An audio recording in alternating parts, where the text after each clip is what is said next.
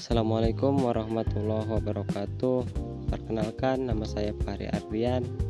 Saya dari Prodi PAI semester 2 dengan NIM 25.01.012. Di sini saya akan membuat tugas video UAS Teologi dan Metodologi Islam dengan berjudul Saat Iman Naik Turun, Tips Menjaga Konsistensi Hati. Iman merupakan anugerah terbesar yang Allah diberikan kepada seseorang hamba. Namun, iman bukanlah sesuatu yang selalu berada pada kondisi yang sama. Terkadang, ia menguat karena ketaatan, tapi pada waktu lain dapat melemah karena kelalaian, dosa, maupun berbagai tantangan kehidupan. Kondisi ini merupakan bagian dari fitrah manusia yang perlu dipahami oleh setiap muslim. Di era modern yang penuh dengan distraksi dan godaan, menjaga konsistensi hati menjaga tantangan yang semakin besar. Oleh karena itu, kita perlu mengetahui bagaimana mengenal tanda-tanda kelemahan iman serta langkah-langkah praktis untuk menjaga agar tetap istiqomah. Melalui pembahasan ini, kita akan memahami cara merawat iman sehingga hati senantiasa dekat dengan Allah Subhanahu wa taala. Dalam hakikat teologis, iman itu fluktuatif. Dalam kaidah teologi, iman itu bertambah dan berkurang didapatkan beberapa sebab. Yang pertama, bertambah karena lewat ketaatan, ibadah, dan pikiran positif. Berkurangnya lewat kemaksiatan, termasuk maksiat digital seperti nonton TikTok, YouTube, Instagram, dan lain sebagainya, dan kelalaian lainnya. Poin utamanya, mengalami penurunan iman adalah fitrah manusia. Yang bahayanya adalah membiarkan iman itu terus merosot. Deteksi gini gejala futur, tanda-tanda iman sedang lowbat atau iman sedang turun-turunnya. Yang pertama, hati merasa tidak lagi tersentuh oleh ayat-ayat Al-Quran, nasihat, atau pengingat kematian. Meremehkan dosa, gampang meneransi hal makruh, subhat, dan maksiat di ruang privat. Yang kedua, ibadah terasa beban, menunda-nunda sholat, dan kehilangan rasa khusyuk saat beribadah. Yang ketiga, kekosongan jiwa, munculnya rasa cemas, rasa hampa yang berlebihan, dan terjebak scrolling di medsos tanpa arah.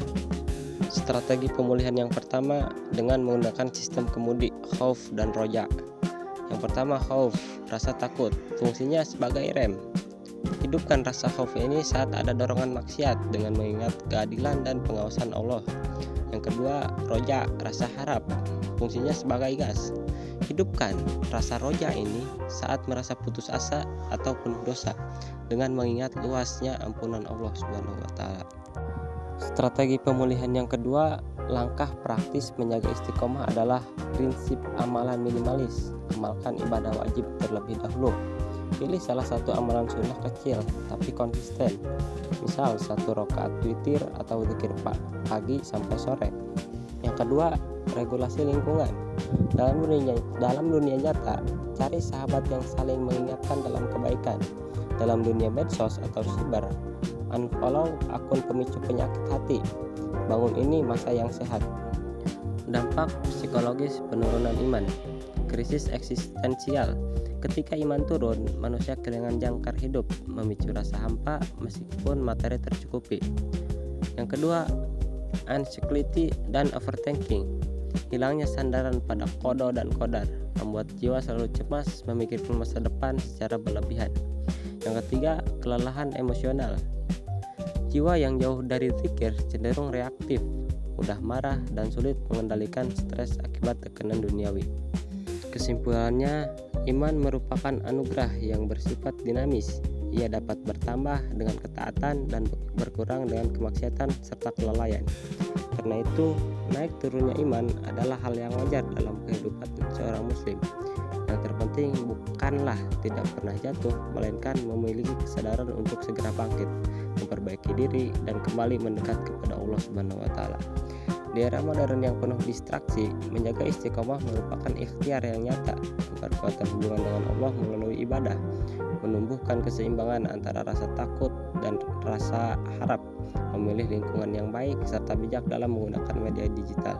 Dengan langkah-langkah kecil namun konsisten, iman akan terus terpelihara, hati menjadi lebih tenang, dan kehidupan lebih bermakna.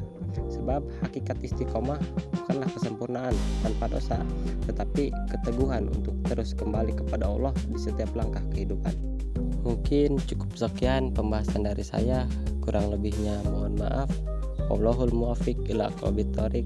Assalamualaikum warahmatullahi wabarakatuh.